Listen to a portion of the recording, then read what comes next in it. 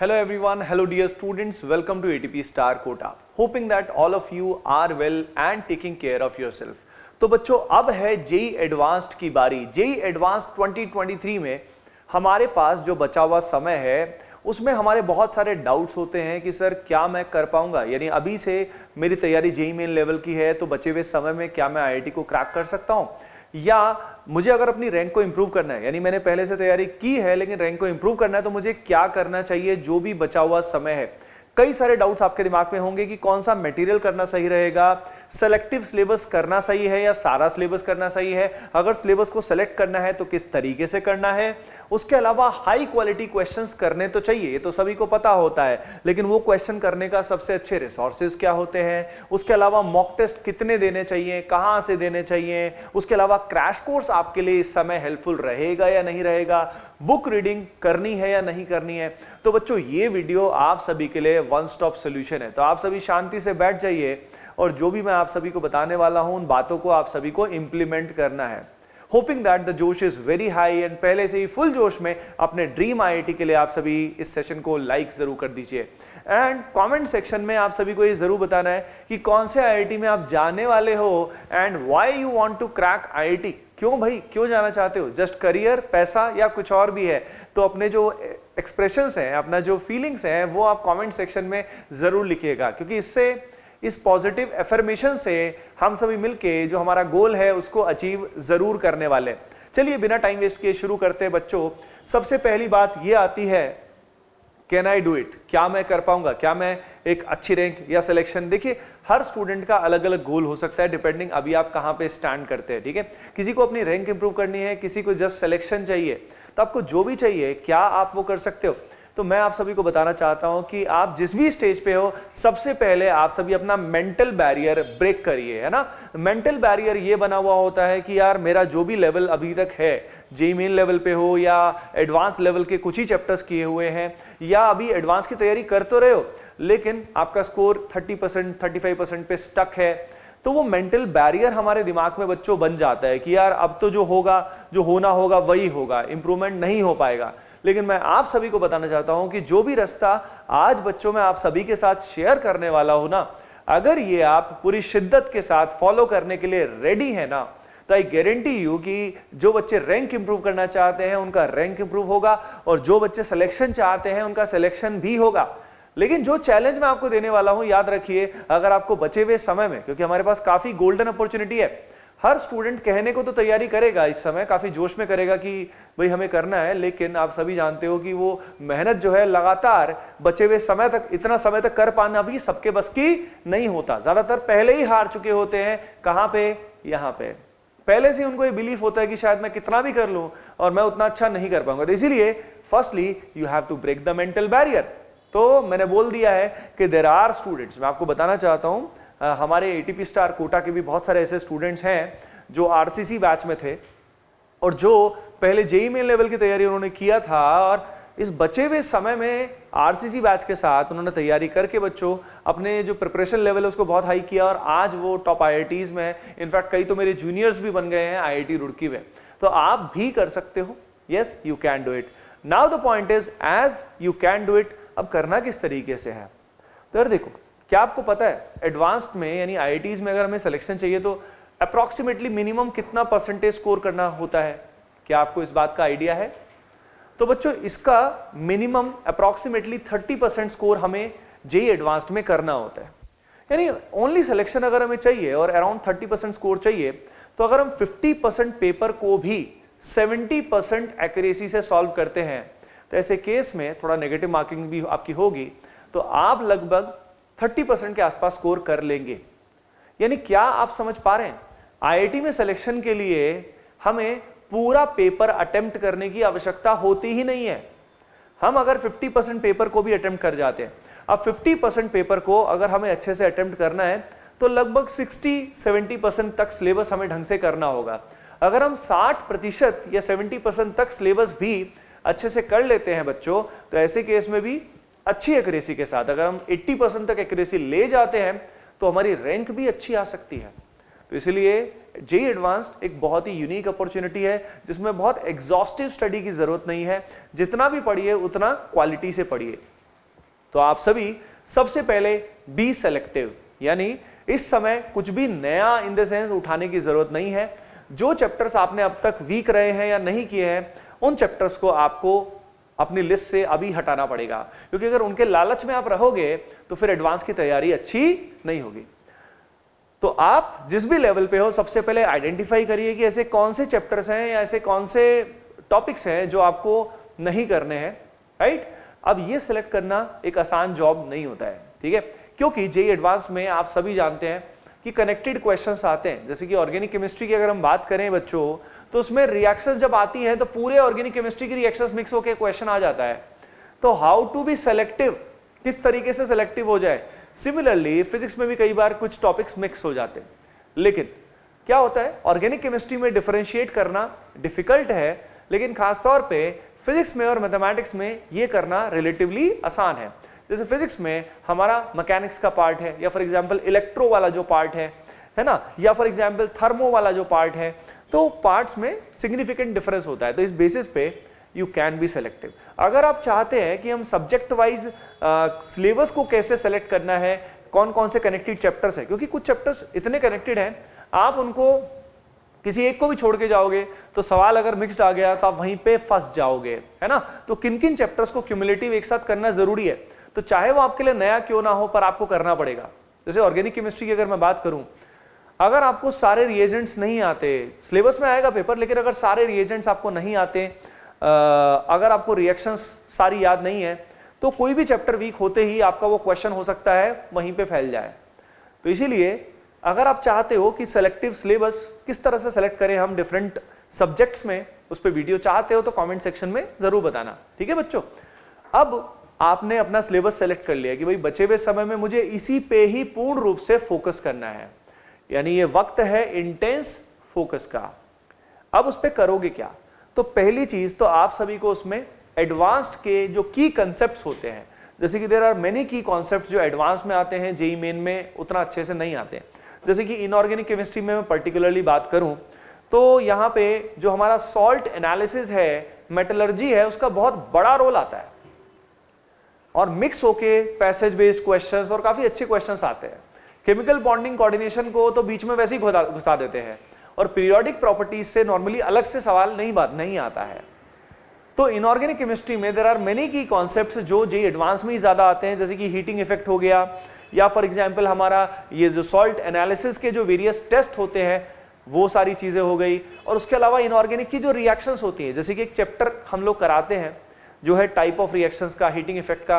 तो ये एडवांस्ड के जो की कॉन्सेप्ट्स हैं, नॉट जस्ट केमिस्ट्री, फिजिक्स में भी ऐसे की कॉन्सेप्ट्स होते हैं, मैथ्स में भी इस तरह के की कॉन्सेप्ट्स होते हैं जिसके बेसिस पे सवाल बनते हैं। तो इसलिए एडवांस्ड की जो मेथोडोलॉजी होती है ना पढ़ने की, वो थोड़ी डिफरेंट होती है, जिसमें अगर हमें एक बार अंदाजा लग जाए कि एडवांस्ड वाले किस तरह के सवाल पूछते हैं, वो पैटर्न अगर हमें अंदाजा लग जाए, तो उन एडवांस्ड के की कॉन्सेप्ट्स के साथ बच्चों हम लोग बस, अब बात आती है सवालों की, तो एडवांस्ड के की कॉन्सेप्ट्स हमें करने होंगे, जैसे कि टाइप ऑफ रिएक्शंस हो गया, हीटिंग इफेक्ट हो गया, और फिजिक्स और मैथमेटिक्स में भी इस तरह के की कॉन्सेप्ट्स होते हैं।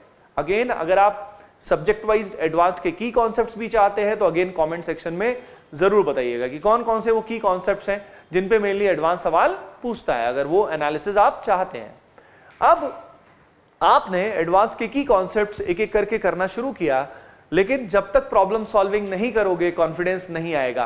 कितना ही मेंटल बैरियर वैसे ब्रेक हो जाए, लेकिन जब तक सवाल नहीं बनेगा एडवांस्ड का, तब तक मेंटल बैरियर आपको लगता है क्या मेंटल बैरियर ब्रेक हो पाएगा?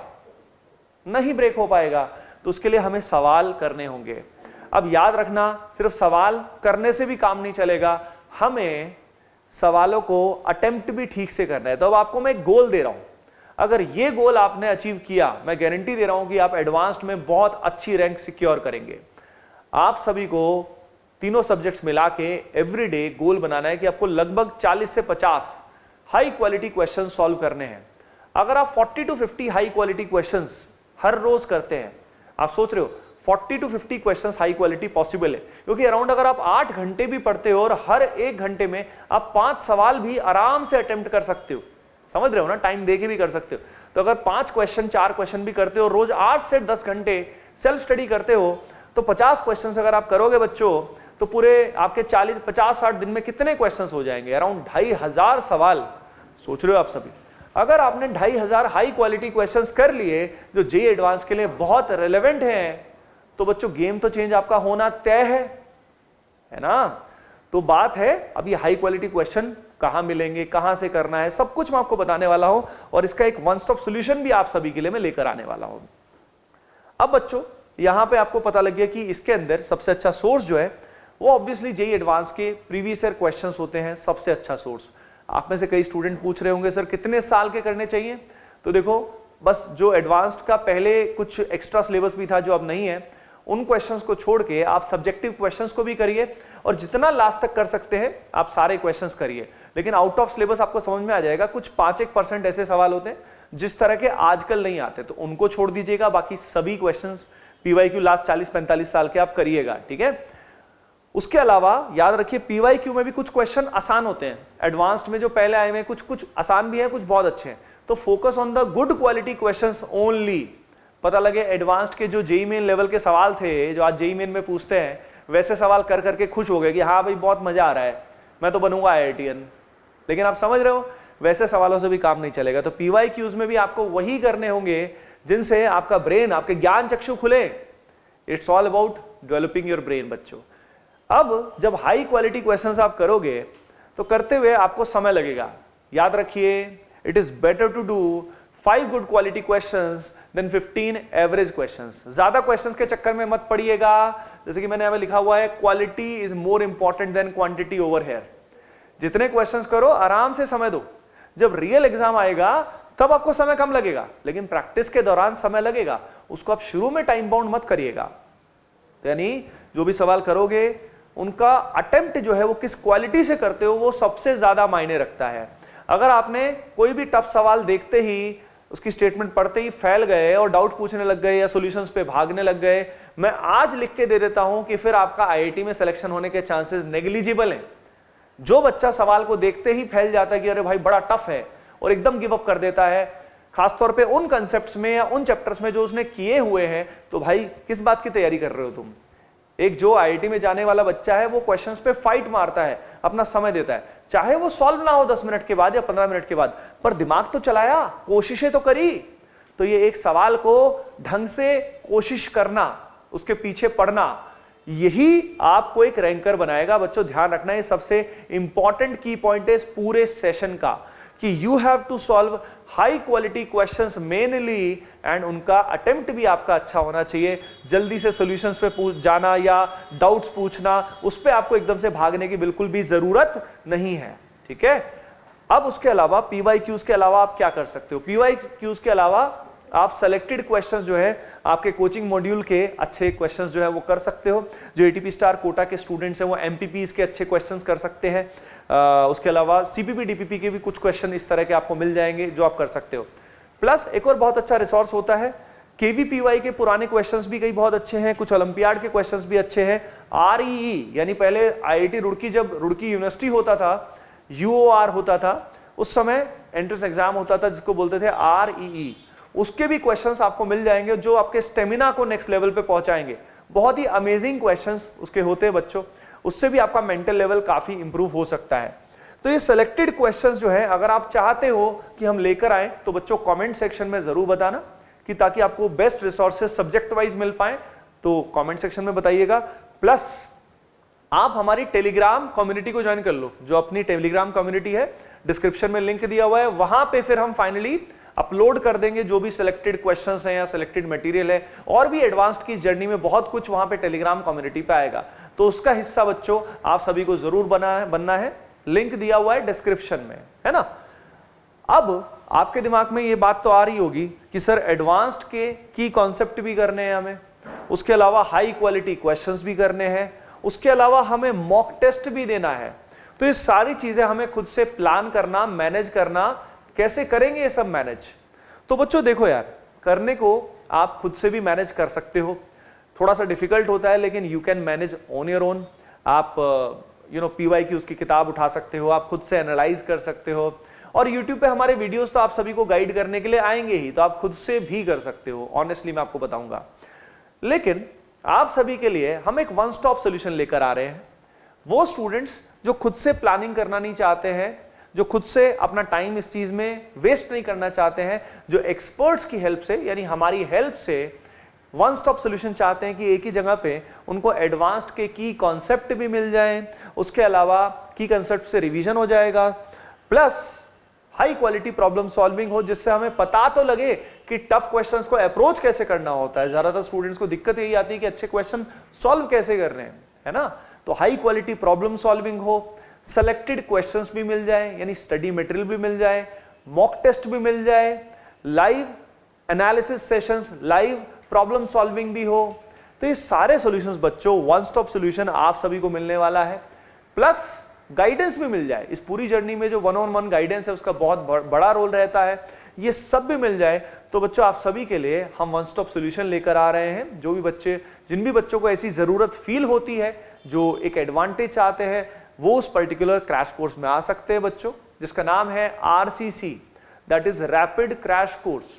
हर साल हजारों स्टूडेंट्स RCC बैच का फायदा उठाते हैं और जो भी उसमें सिंसियरली पढ़ते हैं वो बच्चों आज टॉप IITs में आप सभी के सीनियर्स हैं। बहुत सारे आपके भैयास जो हैं वो भी आज वो पहले RCC में पढ़े थे, आज टॉप IITs में बैठे हैं वो, है ना बच्चों। तो इस बैच का हिस्सा कैसे बनना है, तो इसके लिए लिंक डिस्क्रिप्शन में दिया हुआ है, इसकी सारी डिटेल्स का। आप कुछ और भी जानना चाहते हैं, प्लस आप में से जो बच्चे कोटा में पढ़ते हैं उन सभी बच्चों के लिए RCC ऑफलाइन में भी आएगा, जिसमें ऑब्वियसली मैं भी क्लासेस लूंगा, मेरे अलावा बाकी टीम भी क्लासेस लेगी।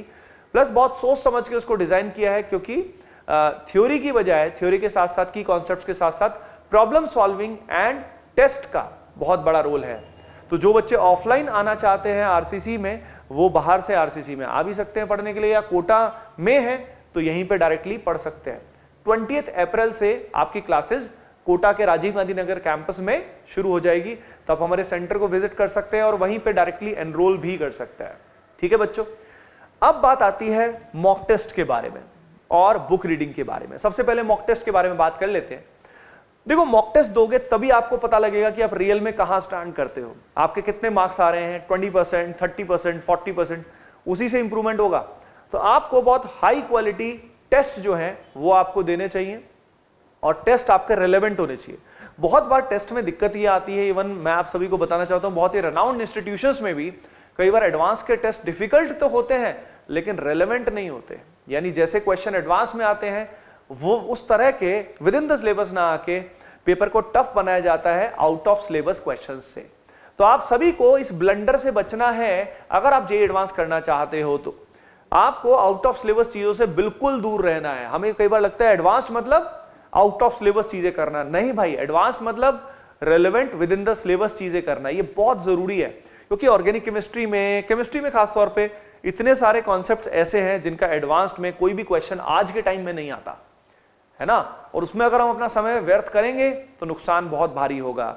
तो टेस्ट हमें रेलेवेंट देना है, और टेस्ट हमें पहले तो जो 3 आवर्स वाले टेस्ट है वो भी दे सकते हैं, लेकिन बाद में हमें पेपर 1 पेपर 2 की फॉर्म में पूरा फुल लेंथ एक्सपीरियंस हमारा होना चाहिए। तो क्योंकि बच्चों होता क्या है ना, पेपर 1 जो है तब तक तो बच्चों में काफी एनर्जी रहती है, लेकिन पेपर 2 की अगर हम बात करें तो वहां पे उनका एनर्जी काफी डाउन हो जाता है। तो स्टेमिना का बहुत बड़ा रोल इसके अंदर रहता है।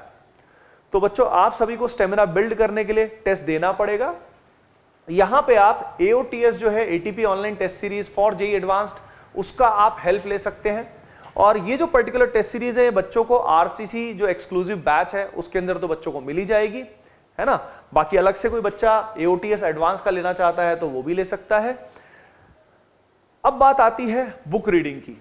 देखो यार, कुछ कंसेप्ट्स को शार्पन करने के लिए सिंपल टीचर के बारे में, टीचर जब बातें बताता है, कॉन्सेप्ट समझाता है, वो काफी नहीं आता।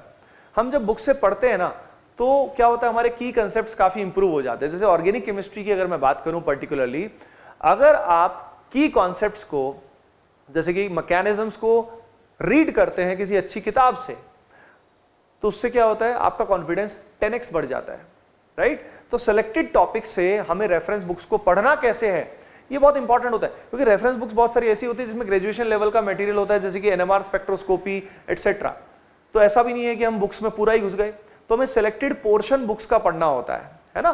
जैसे कि फिजिक्स में भी अगर हम बात करें, रेसनिक हेलिडे से सिलेक्टेड टॉपिक्स को हम पढ़ सकते हैं, चैप्टर्स को पढ़ सकते हैं। तो कितना पढ़ना है अगर उनको पढ़ोगे तो उनसे आपकी कंसेप्चुअल स्ट्रेंथ बहुत अच्छी हो जाएगी, प्लस उनमें कुछ कुछ क्वेश्चंस भी आप कर सकते हो जो बहुत ही प्यारे क्वेश्चंस उसके अंदर होते हैं। अगर आप जानना चाहते हैं बच्चों कि रेफरेंस बुक्स कौन कौन सी आपके लिए एडवांस्ड के लिए सही रहेंगी सब्जेक्ट वाइज इस समय पे, तो अगेन कमेंट सेक्शन में जरूर बताइएगा, क्योंकि देखिए एडवांस्ड के लिए हम कुछ सीरीज ऑफ वीडियोस जो हैं इस तरह के ले आएंगे आप सभी के लिए, जो ये 3 4 5 वैरायटी के क्वेश्चंस जो दिख रहे हैं जिनमें सब्जेक्ट वाइज आपके लिए वीडियो बन सकता है, जैसे कि सिलेबस को किस तरीके से सेलेक्ट करना चाहिए एडवांस्ड के लिए, उसके अलावा जो सेलेक्टेड क्वेश्चंस हैं कौन कौन सा मटेरियल है जहां से आपको सेलेक्टेड क्वेश्चंस करना चाहिए, उसके अलावा पेपर को अटेम्प्ट करने का तरीका कैसा होता है, प्रॉब्लम सॉल्विंग अप्रोच किस तरीके से इंप्रूव करें एडवांस्ड के लिए, बुक रीडिंग कहां कहां से करना चाहिए। तो अगर ये आप चाहते हैं तो कमेंट्स में जरूर बताइएगा। तो बच्चों सबसे बड़ी बात आप सभी खुद से कमिट करिए कि भाई every day 40 to 50 high quality questions attempt करने ही हैं, कुछ भी करके। अगर आप ये कमिट करते हो तो बच्चों आपका मेंटल बैरियर ब्रेक होता रहेगा। इस ड्यूरेशन में जो बचा हुआ समय है मैं आप सभी को बता रहा हूं, अपनी एनर्जी बिल्कुल भी लूज मत करना। सोशल मीडिया में web series, gaming, distraction, love, lust, anything बच्चों इसमें अपनी एनर्जी को मत बर्बाद करिएगा। समझने वाले समझ गए, समझदार को इशारा ही काफी है। तो इस समय अगर आप अपनी स्लीप साइकिल सही रखते हो, रात को 10 से 11 बजे सो जाते हो, सुबह 5 से 6 उठते हो, सही एक्सरसाइज करते हो, उसके अलावा एक्सरसाइज वगैरह करने के बाद भगवान को बढ़िया से प्रे करते हो, मंत्र चैंटिंग करते हो, बस समझ जाओ आपका मन शांत रहेगा और पूर्ण फोकस के साथ आप अपने लक्ष्य पे जी जान से जुट जाओगे बच्चों, और हम मिलके जेईई एडवांस में एक अच्छी रैंक हासिल करेंगे और टॉप आईआईटीज में जरूर पहुंचेंगे। होपिंग दैट बच्चों इस मास्टर सेशन से आप सभी को जो कॉन्फिडेंस चाहिए वो आपको जरूर मिला होगा। एंड मिलते हैं पर्टिकुलर नेक्स्ट सेशन में, तब तक के लिए आप तैयारी शुरू करिए as soon as possible. Bye bye, take care and keep preparing well, love you all.